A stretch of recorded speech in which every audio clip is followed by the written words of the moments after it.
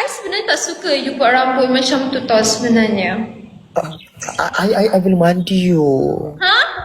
I belum mandi lagi. Oh God. You, kenapa you buka air dekat sini? Kita scrub dia sama-sama.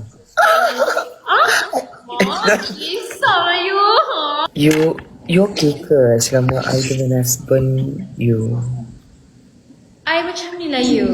I sebenarnya okay je. Asalkan you membahagiakan I. You faham tak? Ni memang sangat baik. Mudah-mudahan ni masuk syurga. Tahu, I sangat baik you. Tapi dengan you je, okay? Yes. I tak bagi orang lain cuba merampas. Kalau orang lain yang cuba merampas, orang tu yang I akan buat sampai dia ada kencing manis. Okay? You jangan cuba nak ajak orang lain.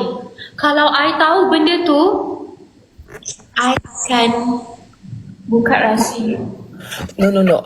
Don't worry, babe. Okay, so untuk perempuan dekat luar sana, jangan cuba-cuba, okay? Apply ataupun isi borang kosong nak jadi orang ketiga. Sebab kalau you try nak apply, kita orang akan pastikan you akan dapat 3 penyakit serangkai. Betul, 3 penyakit serangkai, kencing manis, buah pinggang, Darah tinggi. darah tinggi.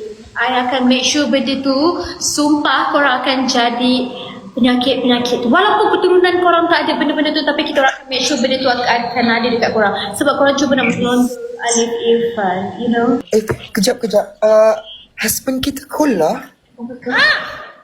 Kenapa tak call aku?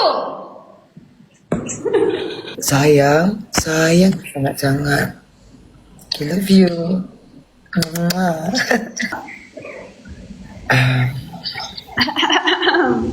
Hi. Husband you siapa? Itu kena ke Safwan Zat? Siapa? Safwan, emak. I know. My second husband. Sorry? My second husband actually. No.